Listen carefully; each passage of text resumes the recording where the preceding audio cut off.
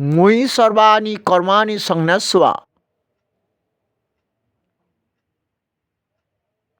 মই সর্বাণি কর্মাণি সংন্যাস্য মৎপরাম অনন্য যোগেন মাং ধ্যানতুপাসতে তেষামহং সমুদর্তা মৃত্যু সংসার সাগরাত ভবামি ন চিরাৎ পার্থ মর্য বেশিত চেতসাম। অনন্য শ্রদ্ধার ভক্তি দিয়ে অর্জুন, যারা আমাকে আশ্রয় করেছে, হ্যাঁ, তোমাকে বলেছিলাম না, মন তো আমাকে অনেকেই দেয়, দেয় না? চতুর্বিধা ভজন্তে মাং জনা সুকৃত ন অর্জুন আর্ত জিজ্ঞাসুর থার্তিকানি চ ভরতস্যব। 4 শ্রেণীর ভক্ত আমাকে ভজনা করে। হ্যাঁ, কে? আর তো ডাক্তার, রসগোল্লার খাওয়া হবে না, হ্যাঁ, ছোটো মাছ খেতে হবে, আমি তো বড় মাছ ছাড়া কাঁটা মাছ বিকে খাবো না।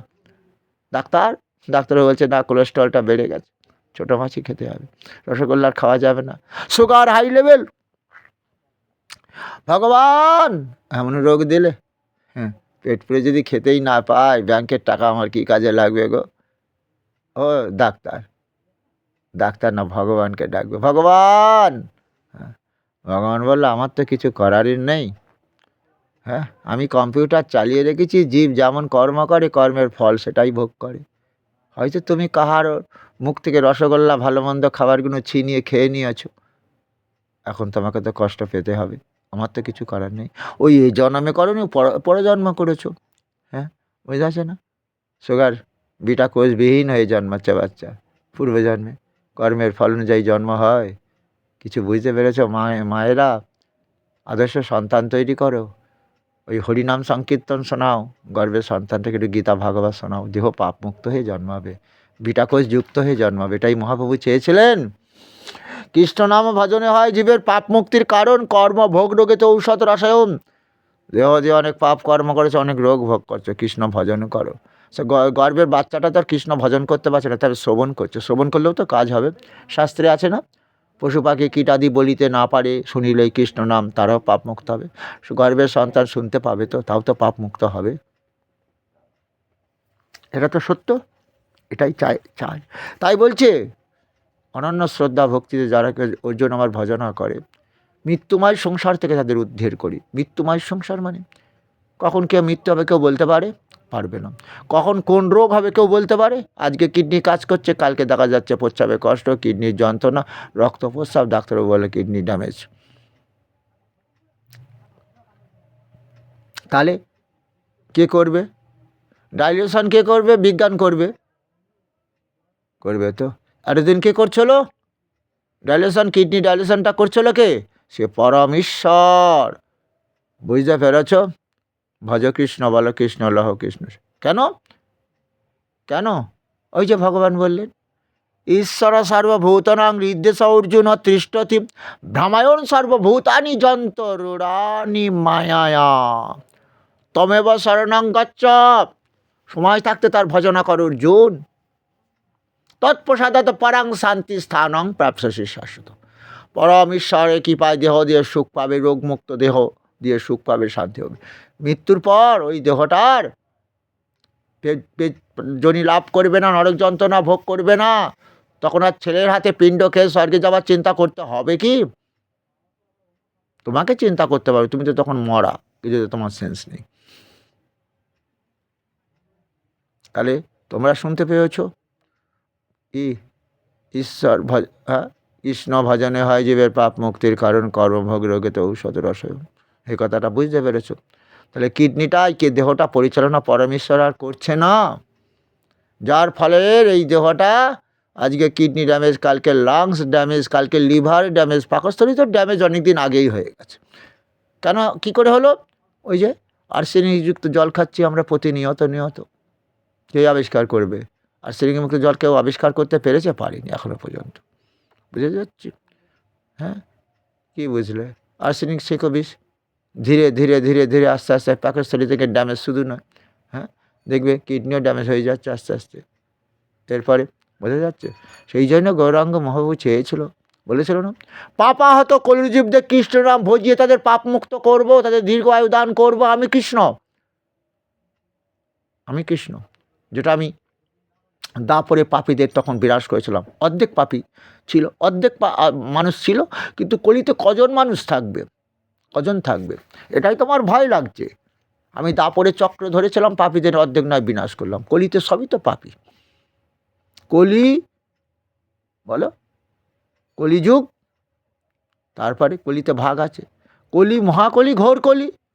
কলিতে মানুষ কিন্তু তখন এত রোগ শোক ভোগ করতো না, তারা কিছুটা আয়ু লাভ করতো, কারণ মানুষের মধ্যে তখন 25% পাপি সৎ লোকও ছিল। মহাকলি যখন এলো, তুমি কি কোনোদিন চিন্তা করতে পেরেছো? এই যে কোটি কোটি যাদের তোমরা ভোট দিয়ে জেতাচ্ছ, যারা আমাদের সুখদান করবার জন্য অঙ্গীকার হয়েছে, আর তারা সুখী হবার জন্য নয়, তারা শুধু সুখী নয়, তাদের মনে হয় 14 পুরুষকে সুখী করার জন্য তারা কোটি কোটি টাকা আত্মসাৎ করছে, ব্যাংক ব্যালেন্স করছে। তাদের শাস্তি কে দেবে? ওই যে অর্জুনকে বললেন, দৈবজনী অসুরজনী দুই প্রকার এখানে মানুষ আছে। অর্জুন, দৈবজনীতে যাদের জন্ম, তারা চিন্তা করে ঈশ্বর আছে, আমি দেহ দিয়ে পাপ কর্ম করলে ঈশ্বর, হ্যাঁ, আমাকে পাপটা ভোগ করতে হবে। পাপ করব রাশি রাশি, ভোগবে কি আমার মাসি পিসি, আমাকেই ভোগ করতে হবে। এই তারা বিশ্বাস করে এই দেহ দিয়ে যতটা চেষ্টা করে সৎকর্ম করার, কিন্তু মহাকলিতে তো সেটা থাকবে না।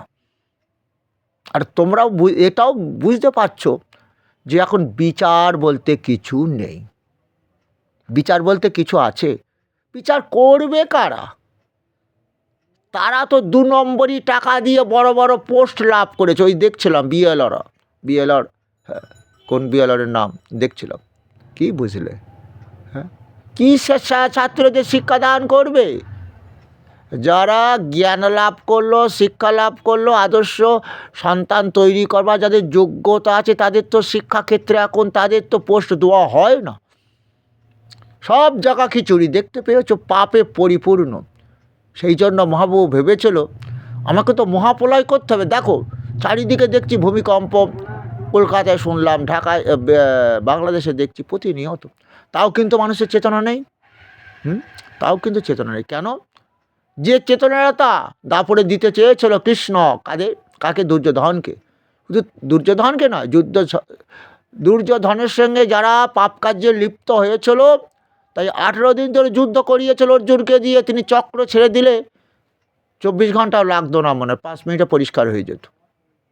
কিন্তু চেতনা দিয়েছিল এদের মধ্যেই, পাপীদের মধ্যে যারা কৌরব পক্ষে যোগদান করেছে, তারাও যদি চিন্তা করে আর দেহ দিয়ে পাপ কাজ করব না, কৌরবদের তো বংশ সব ধ্বংস হয়ে যাচ্ছে, সৎকর্ম করব, তারাও চেতনা আসেনি। কেন জানো? ওরা তো আজকে নয়, আজকের তো হঠাৎ যোগ দেয়নি, অনেক সময় ধরে ওই দুর্যোধনের পক্ষে ছিল। তাদের বনবাসে পাঠাচ্ছে, নিশ্চয়ই আনন্দ লাভ করেছিল। দ্রৌপদীকে বস্ত্র হরণ করছিল, আনন্দ লাভ করেছিল। বারানবাতে লাক্ষাগৃহ তৈরি করে পুড়িয়ে মারার চেষ্টা করেছিল, আনন্দ লাভ করেছিল। তো দেখেছ, পরিত্রাণ সাধুনাম বিনাশায় দুষ্কৃতাম ধর্ম সংস্থাপনার্থ। আমাদেরও দামামা বেঁধে গেছে, পরিষ্কার করবার সময় হয়ে গেছে। সেই ভগবান প্রাকৃতিক দুর্যোগগুলো আরও ভয়াবহ রূপ ধারণ করবে, এটা যেন বিশ্বাস করো। তাই যেটুকু সময় বাঁচব, গীতা পড়ো, হরিনাম করো, দেহটা শুদ্ধ করো, সদ্গ্রন্থ পড়ো। শুধু গীতা নয়, সদ্গ্রন্থ পড়ো। ওই যে মহাজ্ঞানী মহাজন যে পথে করিগমন হয়েছেন চিরস্মরণীয়, সেই পথ লক্ষ্য করে শিহকিছে ধরে আমরাও হব চিরবরণীয়। স্বামী বিবেকানন্দ থেকে ঠাকুর রামকৃষ্ণের বাণী পড়ো, কি পড়ো? হ্যাঁ, বুঝতে পেরেছ? মহাপুরুষদের জীবনী পড়লে কিছুটা বুঝতে পারবে। দেহটা পবিত্র হবে, এটা জানো তো। তবে কলিযুগের ভগবান যেটা বলেছে এটাও করো। আদর্শ এই গীতা, ওই যে ভজ কৃষ্ণ বল কৃষ্ণ ল কৃষ্ণ শিক্ষা, গীতা পড়তেই হবে সবাইকে। গীতা না পড়লে তোমরা কিন্তু কিছুই জানতে পারবে না।